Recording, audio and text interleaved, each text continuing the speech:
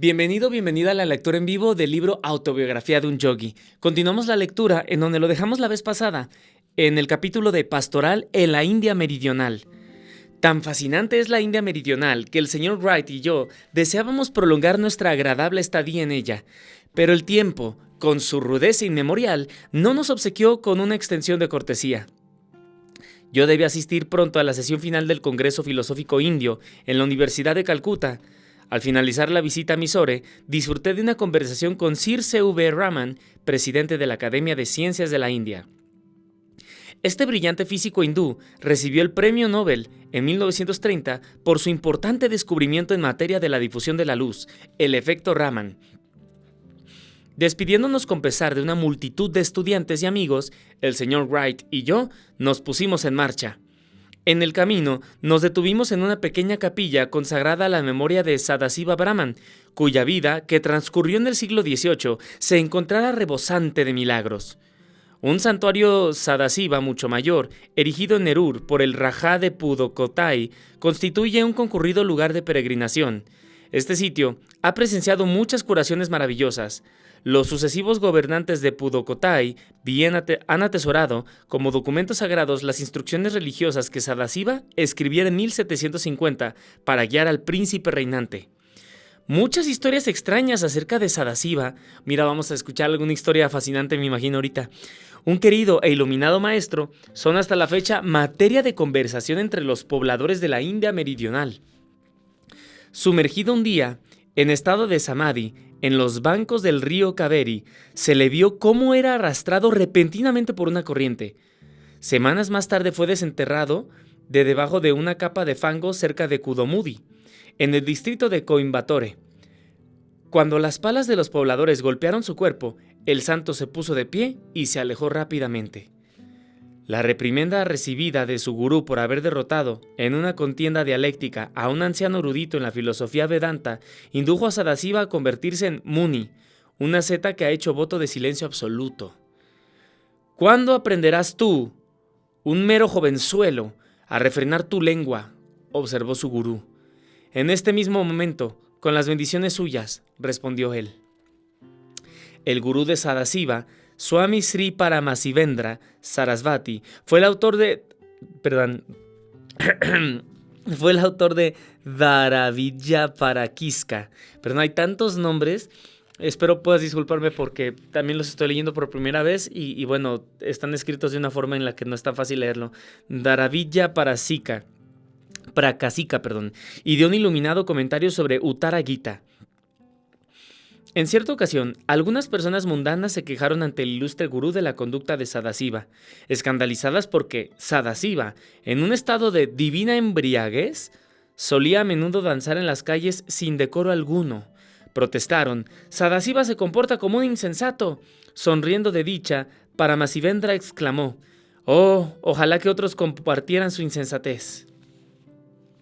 Muchas peculiares y hermosas manifestaciones de la intervención de la mano divina caracterizaron la vida de Sadasiva. En el mundo existe, en verdad, mucha aparente injusticia. No obstante, los devotos de Dios dan siempre testimonio de las incontables ocasiones en que la justicia divina opera de forma inmediata. Tal fue el caso de Sadasiva cuando, al detenerse una noche, inmerso en samadhi, junto al granero de un rico propietario, 3 sirvientes que se encontraban de guardia alzaron sus garrotes para golpearlo, tomándolo por un vulgar ladrón.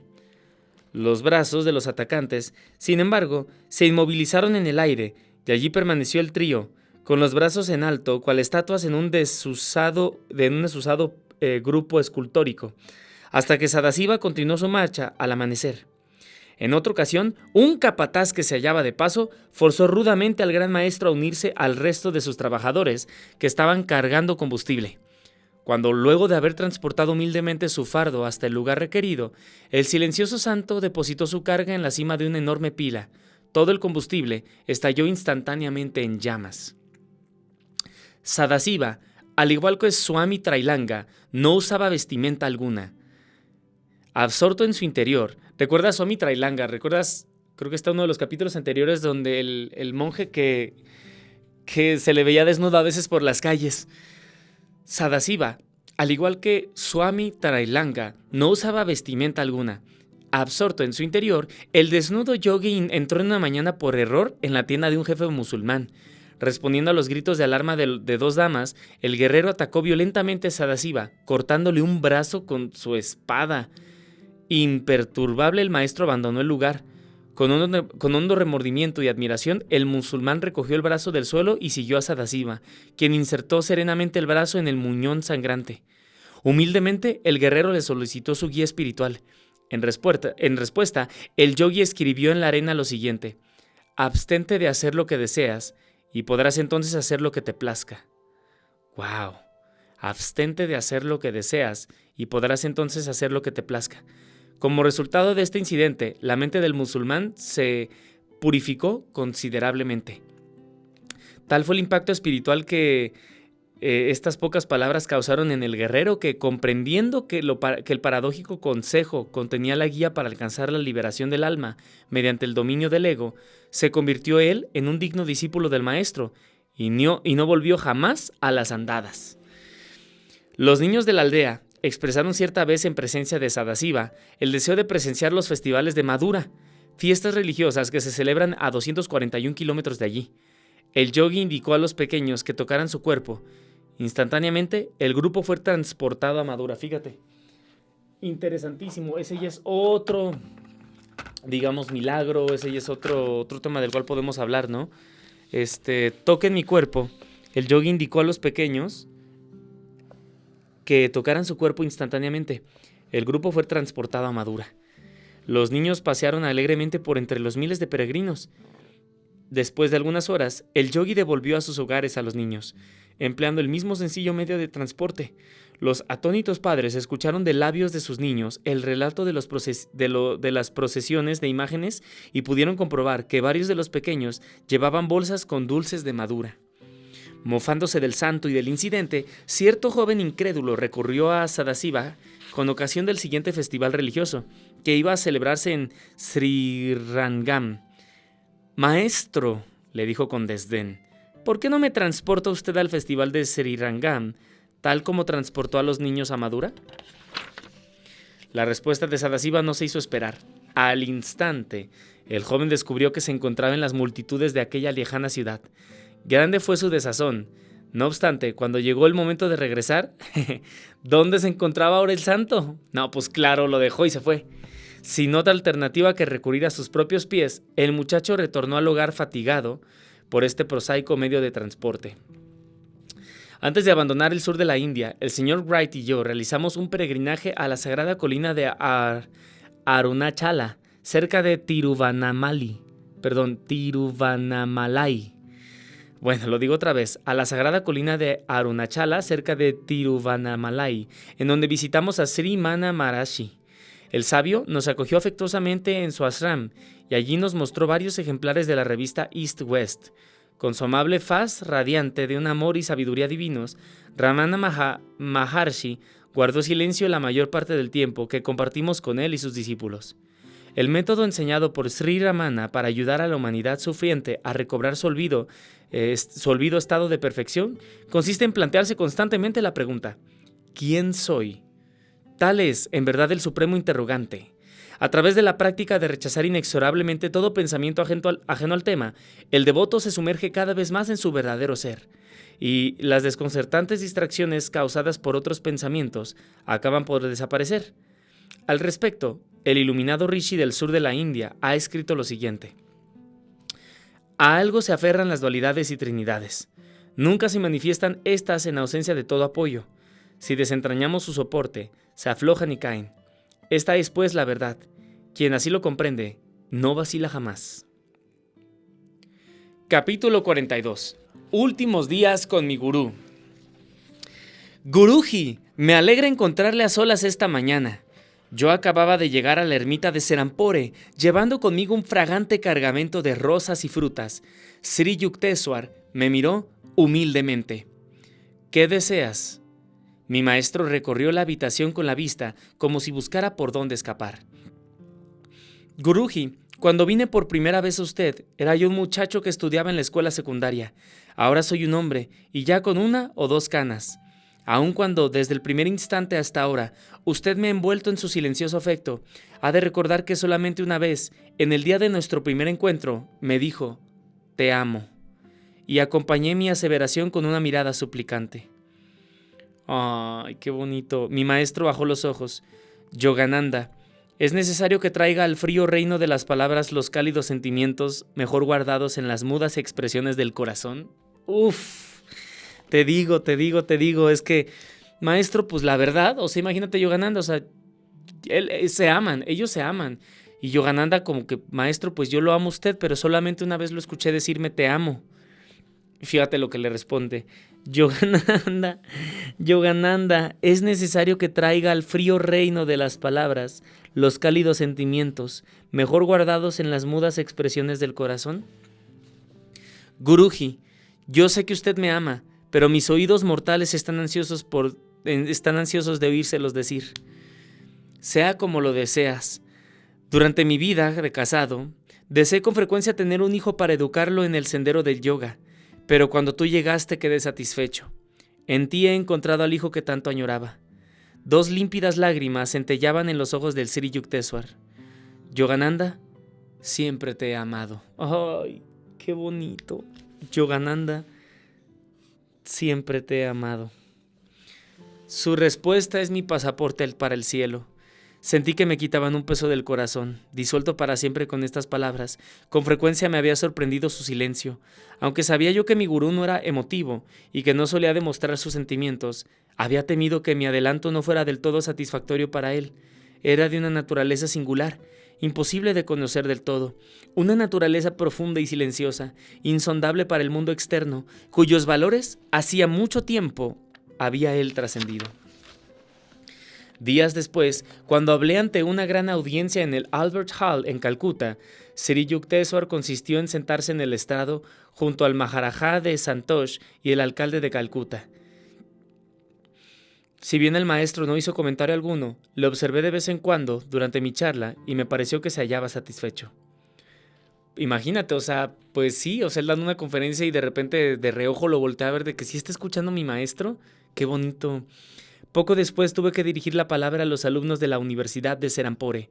Al mirar a mis antiguos compañeros de clase, tanto como cuando ellos contemplaban a su antiguo monje alucinado, lágrimas de gozo brillaban en nuestros ojos, sin vergüenza alguna.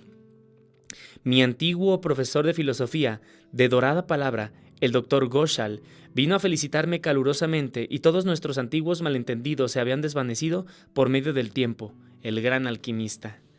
La fiesta del solsticio de invierno se celebró a finales de diciembre en la ermita de Serampore. Como siempre, los discípulos de Sri Yukteswar se congregaron para esta festividad, viniendo algunos de ellos desde muy lejos. Se entonaron sankirtans y solo interpretados por la dulce y melodiosa voz de Cristo Da. Hubo una cena servida por discípulos jóvenes y un profundo y conmovedor discurso de mi maestro, bajo el techo de las estrellas, en el repleto patio de la ermita. Oh, felices recuerdos de los hermosos festivales de los días ya idos. Pero en el festival de esta noche había algo nuevo. Yogananda, por favor, dirige la palabra a la asamblea en inglés. Los ojos de mi maestro centellaban cuando me hizo esta doble y rara petición. ¿Recordaría acaso el grave compromiso en que me vi a bordo del barco en el que me dirigí a América antes de pronunciar mi primera conferencia en inglés? Le conté a la audiencia, compuesta de hermanos discípulos, lo que me había sucedido en el barco, terminando con un fervoroso y sincero homenaje a nuestro gurú. Su omnipresente guía ha estado conmigo no únicamente en el barco, concluí, sino también durante mis 15 años en el vasto y hospitalario territorio de América. Después de que los huéspedes hubieran partido, Sri Yukteswar me llamó a su antigua recámara, donde una sola vez, después de una festividad similar, años atrás, me había permitido que durmiera en su cama de madera. Esta noche, mi maestro estaba tranquilamente sentado en medio de un semicírculo formado por discípulos. Yogananda, vas a marcharte de Calcuta. Por favor, regresa mañana. Tengo algo que decirte. A la tarde siguiente, con unas sencillas palabras de bendición, Sri Yukteswar me confirmó el título monástico de Paramahansa. ¡Ah, Dios mío santo! A la tarde siguiente, con unas sencillas palabras de bendición, Sri Yukteswar me confirmó el título monástico de Paramahansa. Hermoso y fascinante. Acabamos de ver la razón por la cual le dieron el momento en el cual le dieron este título. Entonces, aquí hay una nota del autor. Literalmente, Parama quiere decir el más alto. Hansa, cisne. Ay, qué hermoso. Parama, el más alto. Hansa, cisne, el más alto cisne. En la mitología hindú, el cisne blanco es el vehículo de Brahma, el creador. El sagrado Hansa se cree que puede extraer la leche de una mezcla de leche y agua y constituye por lo tanto un símbolo de discernimiento espiritual. El término Ahansa o Hansa se pronuncia Hongso, literalmente significa yo soy él. Estas potentes sílabas sánscritas poseen una conexión vibratoria con la salida y entrada del aliento. Así pues, con cada respiración, el hombre afirma inconscientemente la verdadera naturaleza de su ser. Yo soy él. Qué hermoso. Este título sucede ahora al anterior de Swami, me dijo, mientras yo me arrodillaba ante él. Silenciosamente sonreí pensando en el esfuerzo que tendría que hacer mis estudiantes americanos para pronunciar Paramahansaji. Por lo general, nota del autor, han evitado esta dificultad dirigiéndose a mí como Señor. Mi tarea en la tierra, fíjate lo que pensó él, ¿no? O sea, él pensó en ese lado de que no manches, ¿cómo le van a hacer para pronunciar eso? Mi tarea en la tierra ha terminado. Tú debes continuarla. Me dijo mi maestro suavemente con sus ojos tranquilos y amables. Mi corazón palpita rápidamente y sentía cierto temor.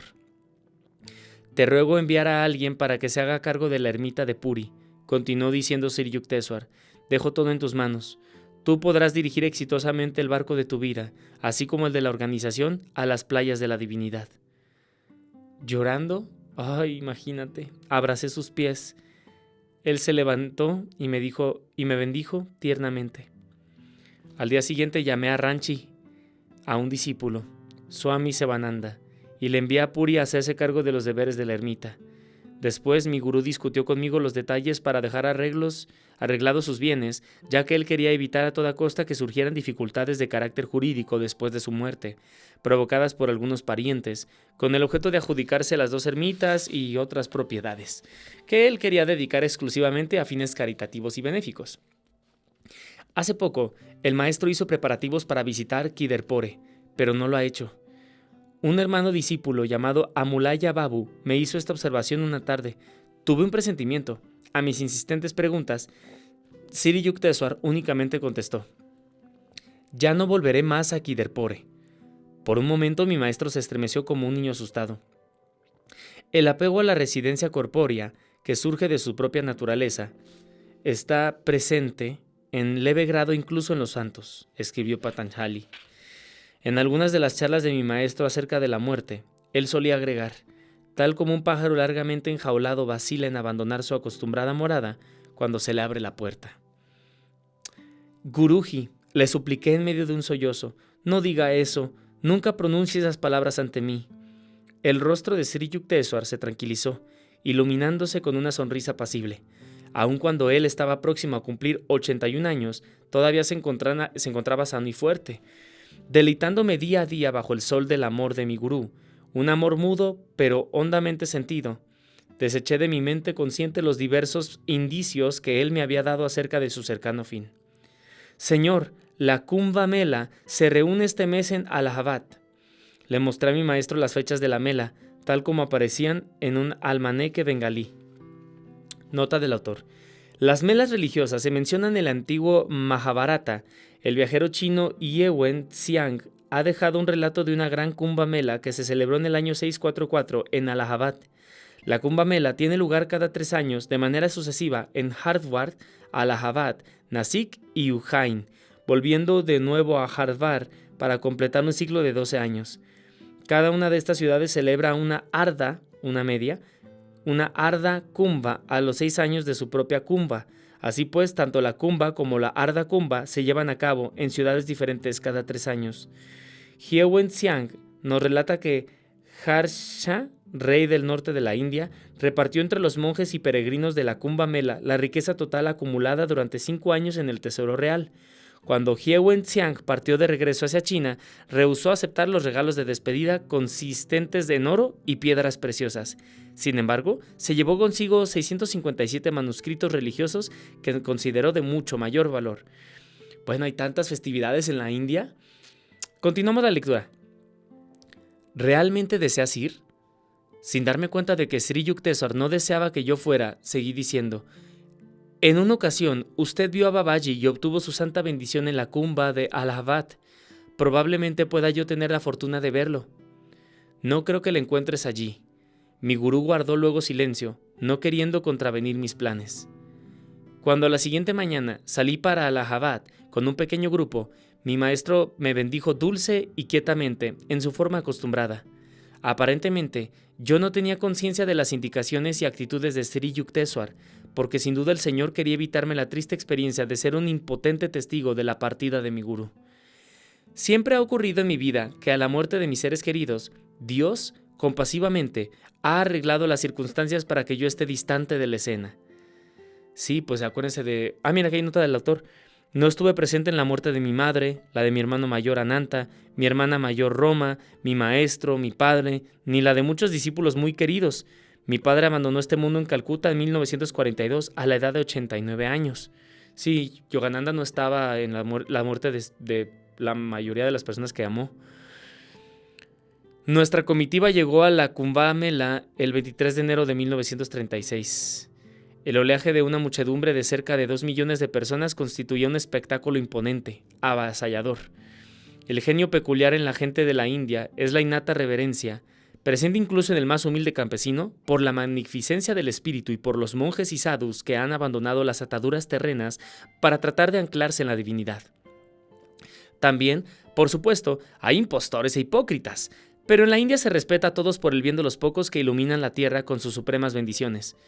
Los occidentales que contemplaban aquel grandioso e imponente espectáculo tenían la oportunidad única de sentir el pulso de este país, el ardor espiritual al cual la India le debe su invulnerable vitalidad ante los golpes del tiempo. El primer día lo pasó nuestra comitiva en total observación. Había innumerables peregrinos que se sumergían en las aguas del sagrado Ganges para la remisión de sus pecados. En otra parte vimos a sacerdotes brahmines celebrar solemnes rituales de adoración. Más allá, había ofrendas devocionales colocadas a los pies de los silenciosos sanyasines, una hilera de elefantes enjaezados, caballos engualdrapados y camellos de paso lento de Rajputana, seguidos por un peculiar desfile de desnudos sadhus, ondeando cetros de oro y plata, o banderas y banderines de aterciopelada seda. Yo creo que también estaría chido que revisaras que viéramos algún documental específicamente de un Kumbh Mela. Así nos podemos dar una idea de todo lo que está pasando. Está hablando de camellos, sadhus desnudos, elefantes. No me lo puedo imaginar. Anacoretas, vestidos únicamente con taparrabos, se sentaban silenciosamente en pequeños grupos, sus cuerpos cubiertos con las cenizas que los protegían del calor y del frío.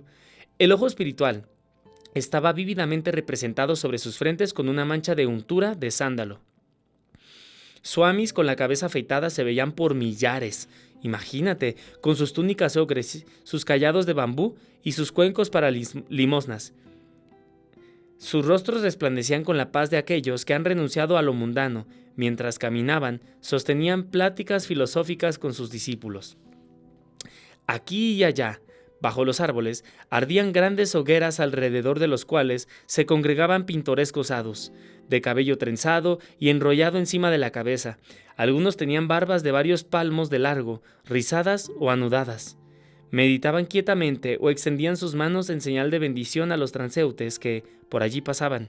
Limosneros y maharajas sobre sus elefantes, mujeres vestidas en multicolores saris con brazaletes y anillos tintineando en sus tobillos, faquires de flacos brazos grotescamente levantados, brahmacharis llevando los soportes para los codos que se emplean durante la meditación, humildes sabios cuya solemnidad ocultaba su interna santidad y bienaventuranza, En lo alto, por encima de toda aquella ola humana, se escuchaban las incesantes campanas de los templos. Al segundo día de nuestra permanencia en la Mela, mis acompañantes y yo encontramos en varias ermitas y en chozas provisionales, ofrendando pranams a los santos personajes. Recibimos la bendición del jefe de la orden de los swamis, de la rama Giri, un monje delgado, ascético, de ojos sonrientes y brillantes como dos brasas. Nuestra siguiente visita fue a una ermita cuyo gurú había observado durante los últimos 9 años el voto del silencio y estaba sujeto a una dieta absoluta de frutas. En la plataforma central de la ermita se encontraba sentado un sadhu ciego de nombre Prajna Chaksu, título que literalmente significa el que ve con su inteligencia. Prajna Chaksu, profundamente docto en los Shastras y altamente reverenciado por todas las sectas. Después de que ofrecí un breve discurso en hindi sobre el Vedanta, nuestro grupo dejó aquel tranquilo recinto para saludar a un swami que se hallaba cerca, Krishnananda, un monje de agradable aspecto, mejillas sonrosadas y hombros imponentes. Echada cerca de él estaba una leona doméstica. Habiendo sucumbido al magnetismo espiritual del monje, y no, estoy seguro, a su fuerza hercúlea, el animal de la jungla rehusaba toda clase de carnes, prefiriendo el arroz y la leche. ¡Wow! Fíjate, mira, interesantísimo. Krishnananda, un monje de agradable aspecto, mejillas sonrosadas y hombros imponentes. Echada cerca de él estaba una leona doméstica. Habiendo sucumbido al magnetismo espiritual del monje, el animal de la jungla rehusaba toda clase de carnes, prefiriendo arroz y la leche. El swami había enseñado al animal de piel rojiza a pronunciar Om con un profundo y atractivo rugido. Una leona devota. Nuestro siguiente encuentro, una entrevista con un joven y sabio sadhu, está muy bien descrita en el diario de viaje brillantemente escrito por el señor Wright. Montados en el Ford, atravesamos el bajo río Ganges por un puente flotante que chirriaba. Avanzando lentamente entre el gentío, a lo largo de callejuelas estrechas y serpenteantes, Yoganandaji me mostró, a orillas del río, el sitio en que había tenido lugar el encuentro entre Babaji y Sri Yukteswar. Tras descender del auto, pocos momentos después, caminamos un corto trecho entre las densas humaredas producidas por las hogueras de los sadhus y pisando las resbaladizas arenas. Llegamos a un abigarrado y modesto conjunto de chozas de lodo y paja. Nos detuvimos ante la pequeña entrada. Desprovista de puerta de una de estas viviendas, la habitación de Karapatri, un joven y errabundo sadhu, notable por su excepcional inteligencia, lo hallamos sentado con las piernas cruzadas sobre un montón de paja. Su única ropa, incidentalmente su única posición, consistía en una tela ocre colocada sobre sus hombros. Era verdaderamente un rostro divino el que nos sonrió, después de que nos agazapáramos para penetrar a la choza y saludásemos con el pranam a los pies de esta alma iluminada, en tanto que la linterna de petróleo colocada a la entrada proyectaba danzarinas sombras en los muros, su rostro, y en especial sus ojos y dientes, perfectos resplandecían. Aun cuando yo no comprendía el lenguaje hindi que él hablaba, sus expresiones eran reveladoras. Estaba lleno de entusiasmo, de amor, de gloria espiritual. Nadie podría dudar de su grandeza. Imagínense la dichosa vida de un ser que no tiene apego a la vida material, libre del problema del vestido, liberado del deseo de comer, nunca pide limosna, solo en días alternos toma alimentos cocidos, nunca ha de elevar el cuenco de mendigo, libre de toda complicación económica, jamás toca el dinero, no se preocupa de guardar cosas y siempre confía en Dios, libre de los problemas de transporte, no usa jamás vehículos y siempre camina por las márgenes de los ríos sagrados. ¡Guau! O sea, pues un santo. No permanece nunca en el mismo lugar más de una semana, con el objeto de evitar el desarrollo de apego. ¡Wow! Voy a volver a leer esto. Imagínense la dichosa vida de un ser que no tiene apego a la vida material, libre del problema del vestido, liberado del deseo de comer, nunca pide limosna, solo en días alternos toma alimentos cocidos, nunca ha de elevar el cuenco de mendigo, libre de toda complicación económica, jamás toca el dinero, no se preocupa de guardar cosas y siempre confía en Dios. Libre de los problemas de transporte, no usa jamás vehículos y siempre camina por las márgenes de los ríos sagrados. No permanece nunca en el mismo lugar más de una semana, con el objeto de evitar el desarrollo de apego. Así era esta alma modesta, excepcionalmente instruido en los Vedas, quien había recibido el grado de M.A., maestro en artes, y el título Shastri, maestro de las escrituras, de la Universidad de Benares. Un sentimiento sublime me envolvió en cuanto me senté a sus pies. Pareció una respuesta a mis deseos de ver la real, la verdadera y antigua India, porque él era un genuino representante de esta tierra de gigantes espirituales. Y aquí ya habla Yogananda. Interrogué a Karapatri acerca de su vida errabunda. ¿No tiene usted ropa para el invierno? No, esta es suficiente. ¿Lleva usted consigo algunos libros? No, enseño de memoria a aquellas personas que desean escucharme. ¿Qué más hace usted? Vago a lo largo del río Ganges. Ante estas tranquilas palabras, una enorme nostalgia por la simplicidad de su vida inundó mi ser. Recordé América y todas las responsabilidades que pesaban sobre mis hombros. No, Yogananda, pensé con tristeza por un instante. En esta vida, vagar por el Ganges no es para ti. Cuando el sadhu me contó algunas de sus... imagínate a Yogananda, se escucha eso y él, como si se le hiciera agua en la boca, es como de imagínate vagar por el río Ganges sin ningún, con todo el desapego. Pero pues Yogananda tiene una misión. Cuando el sadhu me contó algunas de sus percepciones espirituales, le formulé una atrevida pregunta. ¿Ofrece usted estas descripciones basándose en el estudio de las escrituras o en su propia experiencia interna? En parte por el aprendizaje de los libros, respondió con una franca sonrisa, y en parte por la experiencia. Durante un rato permanecimos sentados en meditativo silencio. Después de que hubimos abandonado su sagrada presencia, le dije al señor Wright, «Es un rey sentado en un trono de paja dorada». Esa noche cenamos en los terrenos de la Mela, bajo el cielo estrellado, comiendo en hojas de plátano, sujetas entre sí por unos palitos, que hacían las funciones de platos. El lavado de platos en la India está reducido al mínimo. 2 días más de la fascinante Kumbha, luego, hacia el noroeste, a lo largo de las orillas del río Yamuna, hacia Agra, es que hay tantos nombres, una vez más contemplé el Taj Mahal. En mi memoria, Jitendra estaba a mi lado, abrumado por aquel ensueño en mármol. Luego, hacia la ermita de Vrindavan, dirigida por Swami Keshavananda. El objeto de buscar a Keshavananda estaba relacionado con este libro. Nunca había olvidado la petición de Sri Yukteswar acerca de escribir la vida de Lahiri Mahasaya. Durante mi permanencia en la India, aprovechaba todas las oportunidades para establecer contactos directos con los discípulos y parientes del Yogavatar. Asentando sus conversaciones en voluminosas notas, verificaba fechas y hechos, y recogía fotografías, cartas antiguas y documentos. El portafolio que tenía destinado a la información de Lahiri Mahasaya creció considerablemente. Me daba cuenta de que ante mí tenía una tarea ardua, y oraba pidiendo que mi labor de biógrafo fuera digna de la figura del colosal gurú. Algunos de sus discípulos temían que en una narración escrita su maestro fuera mal interpretado o que ésta no pudiera revelar su estatura espiritual. Difícilmente puede uno hacer justicia, con frías palabras, a la vida de una encarnación divina, me dijo Panchanon Bhattacharya en cierta ocasión.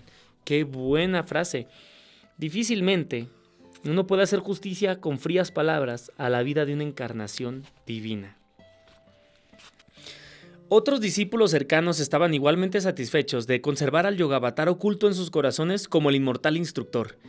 No obstante, y contando con la predicción de Lahiri Mahasaya acerca de su biografía, no escatimé esfuerzo alguno por corroborar todos los hechos de su vida externa. Swami Keshavananda recibió cariñosamente a nuestra comitiva en Vrindavan, en su ermita de Kalyayani-Pith, un edificio grande de ladrillos con macizos pilares negros y rodeado de un precioso jardín. Nos condujo luego a una sala donde había una fotografía ampliada de Lahiri Mahasaya. El Swami alcanzaba ya la edad de 90 años, pero su musculoso cuerpo irradiaba salud y vigor.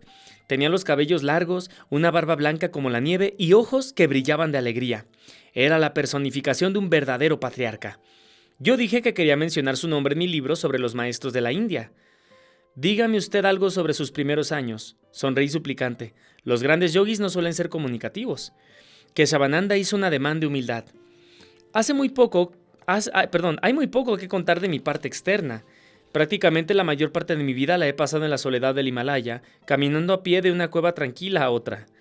Durante una corta temporada, sostuve una ermita en Hardwar, circundada por todos lados de altos y añosos árboles.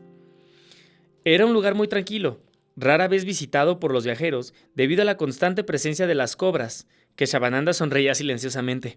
Más tarde, una inundación se llevó la ermita junto con las cobras. Luego mis discípulos me ayudaron a construir esta ermita en Brindavan. Uno de los miembros de la comitiva le preguntó a Keshavananda cómo se protegía de los tigres en el Himalaya. Keshavananda movió la cabeza. En esas elevadas alturas espirituales, dijo, las fieras salvajes raramente molestan a los yogis. Una vez me hallé en el bosque cara a cara con un tigre. Ante mi rápido mandato, el animal se quedó paralizado, como si hubiera sido convertido en piedra. Una vez más, el Swami rió al pasar sus recuerdos. Al repasar los recuerdos. Es como de jajaja, sí, me acuerdo esa vez que vi un tigre y pues lo paralicé. De vez en cuando, abandonaba mi retiro para ir a visitar a mi maestro en Benarés. Él solía mofarse de mis incesantes viajes a través del desolado Himalaya. Tienes en los pies la marca del anhelo de vagar, me dijo en cierta ocasión. Me alegro de que el Himalaya sea lo bastante extenso para que te entretengas. Muchas veces, continuó Keshavananda, tanto antes como después de su partida, la Giri Mahasaya se me apareció corporalmente. Para él, ninguna altura del Himalaya era inaccesible. 2 horas después, nuestro anfitrión nos condujo a un patio comedor. Yo suspiré con silenciosa congoja. Otra comida con 15 platillos. En menos de un año de disfrutar de la hospitalidad de la India, mi peso había aumentado de 22 kilos. Me gusta que agregue esto Yogananda, es como de...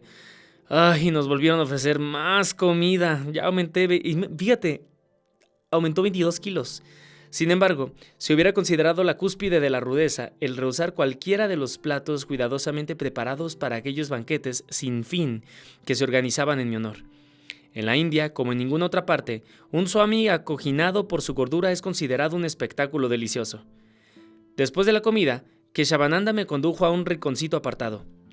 Tu llegada no fue inesperada, me dijo. Tengo un mensaje para ti.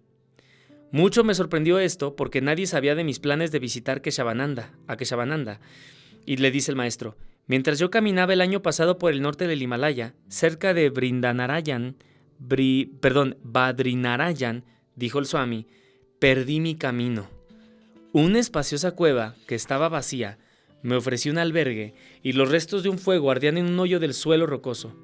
Preguntándome quién sería el ocupante de aquel solitario retiro, me senté cerca del fuego con la mirada fija en el sol que entraba por la abertura de la cueva. Keshavananda, me alegro que estés aquí. Estas palabras brotaron detrás de mí. Me volví y quedé sorprendido al contemplar a Babaji. Aquí hay otra experiencia de Babaji, fíjate qué impresionante. Esa es una experiencia muy interesante. Entonces, recuerda que es para la razón por la que vino este Yogananda, la razón por la cual fue con Keshavananda, fue porque él estaba reuniendo más historias de los maestros y él sabía que Keshavananda tenía una. Y ya fue cuando le está platicando, oye, ven acá, mira, el año pasado... Me volví y me quedé sorprendido a contemplar a Babaji. El gran gurú se había materializado en un recodo de la cueva. Lleno de gozo al volverlo a ver después de tantos años, me postré a sus santos pies. Yo te llamé, me dijo Babaji. Por esa razón has perdido tu camino. Yo te conduje a mi morada temporal en esta cueva. Hace ya mucho tiempo de nuestro último encuentro, me complace volver a saludarte.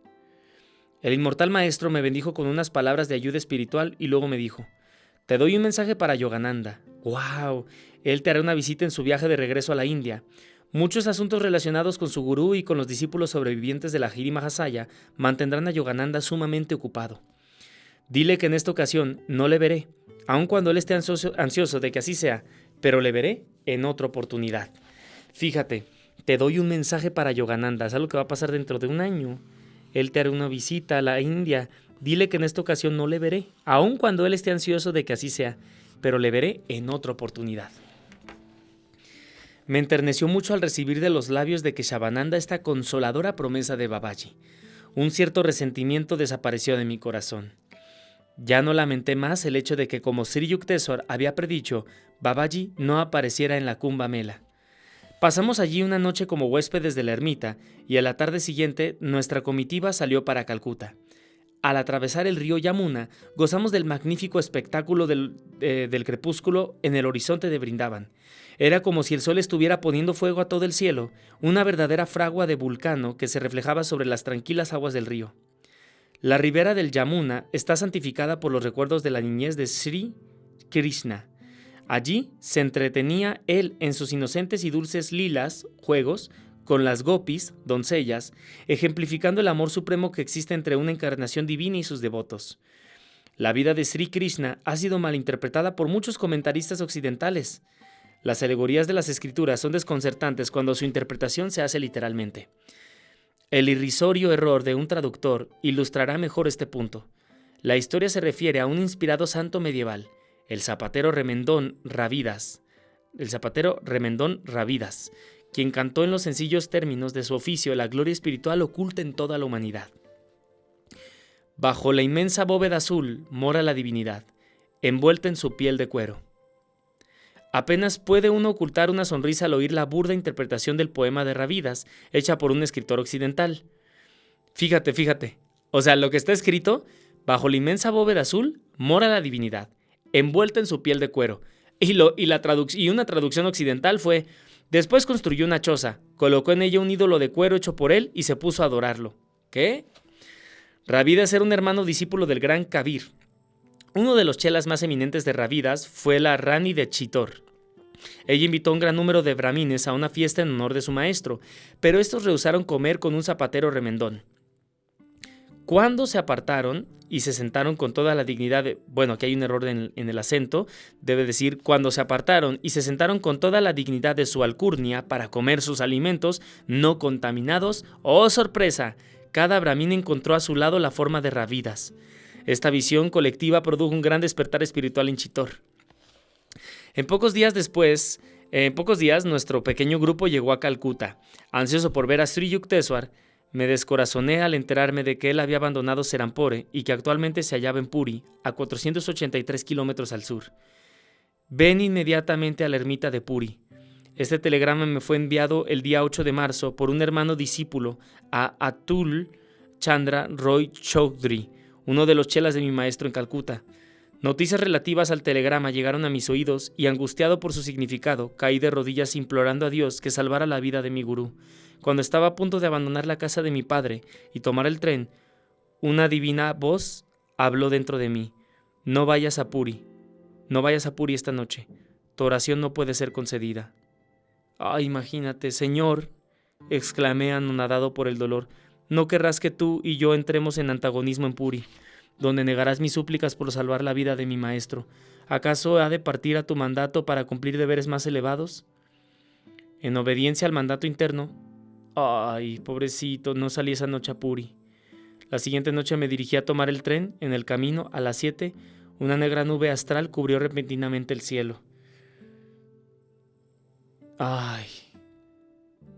Y hasta se me enchinó la piel. Nota del autor. Sri Yukteswar partió de este mundo a las 7 de la noche el 9 de marzo de 1936. Más tarde, mientras el tren rugía rumbo a Puri, Sri Yukteswar apareció ante mí. Estaba sentado con grave semblante y una luz a cada lado de él. ¿Todo ha terminado?, pregunté suplicante, elevando los brazos. Él asintió moviendo la cabeza y desapareció lentamente. Cuando me hallaba en el vestíbulo del tren a la mañana siguiente en Puri, todavía esperando contra toda esperanza, un desconocido se me acercó. ¿Ya sabe que su maestro se ha marchado? Luego me dejó sin darme ninguna explicación. Nunca llegué a saber quién fue el hombre, ni cómo supo él dónde encontrarme. Anonadado me apoyé en las paredes del vagón, dándome cuenta de que mi maestro estaba tratando de comunicarme la noticia por diferentes medios.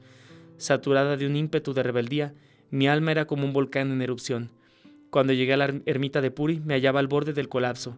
La voz interna me repetía tiernamente: tranquilízate, ten calma. Entré al cuarto de la ermita donde se encontraba el cuerpo del maestro. Como si conservara la vida, estaba sentado en la postura del loto. Era la personificación de la salud y el encanto. Un poco antes del trance final, mi maestro se había sentido ligeramente indispuesto y tuvo un poco de fiebre, pero un día antes de su ascensión al infinito, su cuerpo estaba perfectamente bien. No importaba cuántas veces contemplara su amada figura, no podía creer que su vida ya hubiera partido. Su piel era tersa y suave, en su rostro existía una beatífica expresión de tranquilidad. Conscientemente había abandonado su cuerpo a la hora del llamado místico. El león de Bengala ha partido, lloraba yo, abatido. Dirigí los ritos solemnes el 10 de marzo. Sri Yukteswar fue sepultado, según el antiguo ritual de los swamis, en el jardín de la ermita de Puri. Nota del autor. La costumbre funeraria de la India exige la cremación para los hombres del hogar. Los swamis y los monjes de otras órdenes no son incinerados, sino enterrados. Hay, sin embargo, algunas excepciones a este respecto. Se considera simbólicamente que el cuerpo de los monjes ha pasado por la incineración en el fuego de la sabiduría, cuando tomaron los votos de la orden monástica.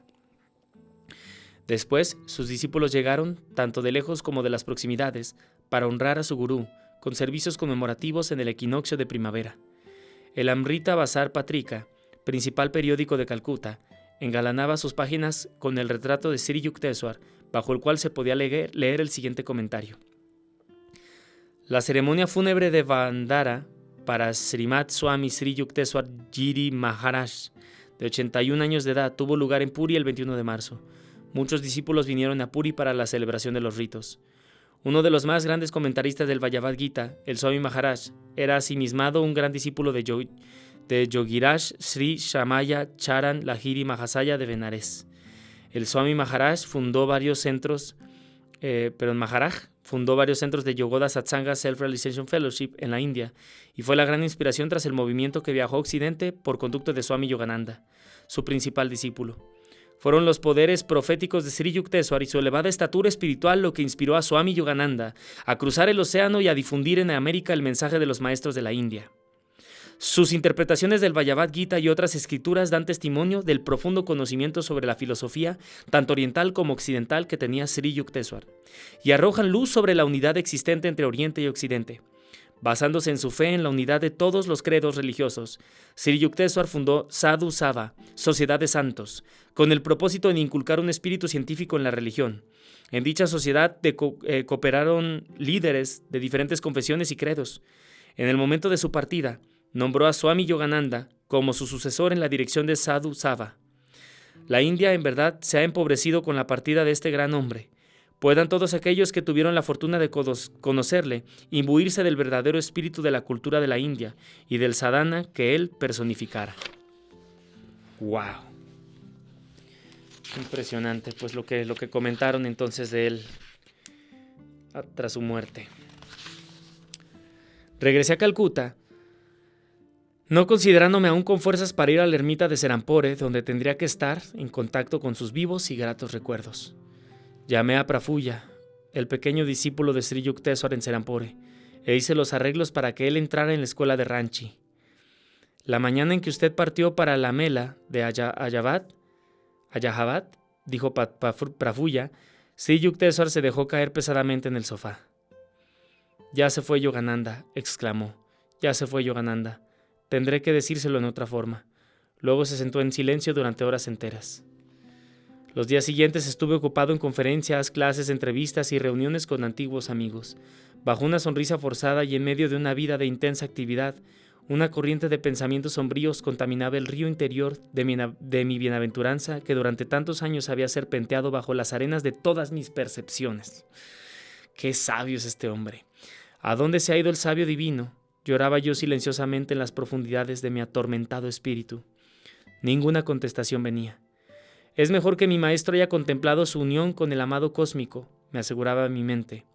Él resplandece para siempre en el dominio de los inmortales. Nunca más lo verás en la antigua mansión de Serampore, se lamentaba mi corazón. Ya no volverás a traer a tus amigos para conocerle, diciendo con orgullo, mirad, he aquí el Gyanavatar de la India.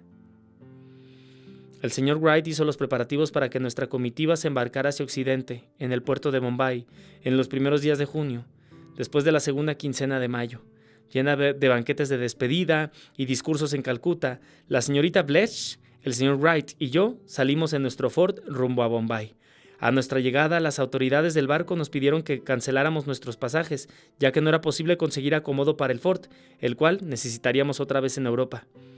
No importa, dije con tristeza al señor Wright, quiero ir una vez más a Puri, y silenciosamente agregué, dejen que mis lágrimas rieguen una vez más el sepulcro de mi maestro. Ay, qué hermoso.